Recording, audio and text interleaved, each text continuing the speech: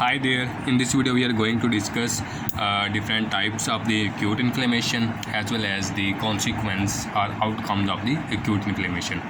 So acute inflammation is basically classified into four types, which include serous inflammation and fibrinous inflammation, next is purulent inflammation, and the next one is ulcers.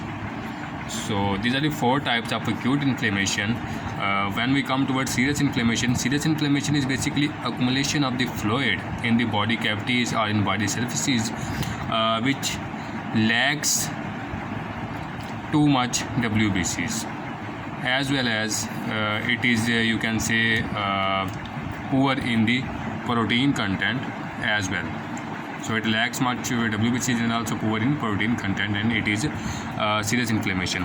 And this fluid can accumulate in the skin surfaces after the burns, and it can be accumulated in the various body cavities such as pericardial cavity, peritoneal cavity, as well as into other body cavities such as peritoneum, pylora, pericardium.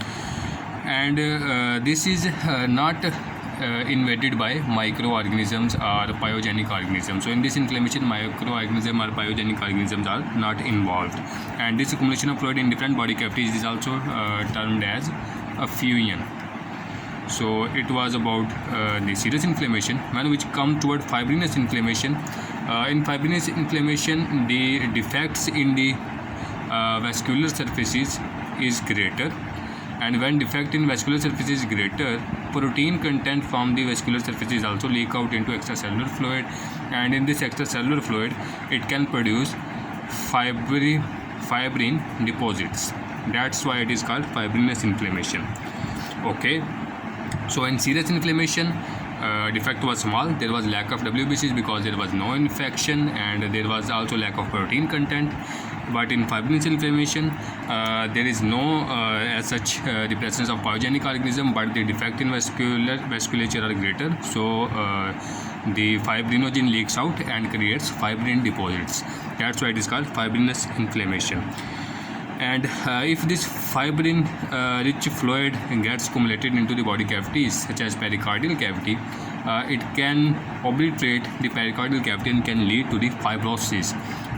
Okay, and this fibrosis are scarring of the area where this fibrinous fluid gets accumulated. It is also called organization.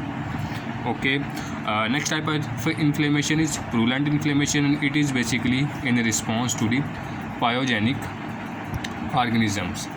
Okay, when there are pyogenic organisms, there is recruitment of WBCs, there is involvement of neutrophils as well as lymphocyte, and they lead to the formation of pus. And this pyogenic inflammation can also be in the form of abscesses. What are these abscesses? These are basically pus-filled chambers, you can say, inside the body fluids, and these chambers have a central area of necrosis, and around them there can be presence of the neutrophil rim, and outside the neutrophil rim there may be signs of inflammation and repair mechanism and so on. So it is about suppurative inflammation or purulent inflammation, which is characterized by presence of pus and abscesses. Next is ulcer. Ulcer is the defect in the surface of a tissue, defect in the surface of a tissue or an organ. Surface defect of tissue or organ. Okay, and these ulcers are present mostly in the mucosa of mouth, GI tract, genitourinary tract, and so on. And it is because when inflammation occurs, the necrotic tissue sheds off and the surface continuity is broken down. So here are the different types of inflammation written here. First is serous inflammation, then fibrinous inflammation, then purulent inflammation, and then ulcers. You can read them from here. And next topic is outcome of acute inflammation. So what are outcomes of acute inflammation? Acute inflammation is basically terminated and giving three results. One is complete resolution, other is scarring, and next one is chronic inflammation.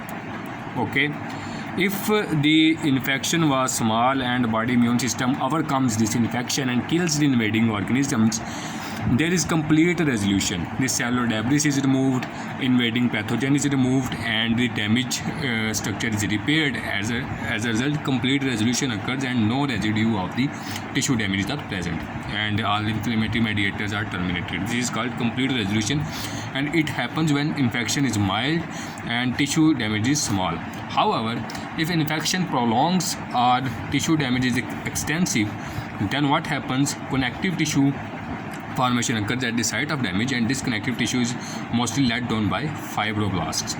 So, which type of connective tissue? This connective tissue is led by fibroblasts. So, this type of connective tissue is basically in the form of fibrosis or scarring. Scar formation occurs at the site of tissue injury. So, this is you can say it is not a complete resolution. Instead, the normal tissue is replaced by scar tissue or fibrosis. Next outcome is chronic inflammation. If acute inflammation does not succeed to eliminate the offending agent, it can lead to the chronic inflammation, which has its own pattern and its own consequences and outcomes, which we will study in the next lectures. So here are outcomes of the acute inflammation. So acute inflammation is terminated in the form of either complete resolution if injury was small, or healing by connective tissue replacement, which is scarring or fibrosis, or it can be progressed to the chronic inflammation. So it was all about today's lecture. In the next lecture we will study about chronic inflammation. Thank you.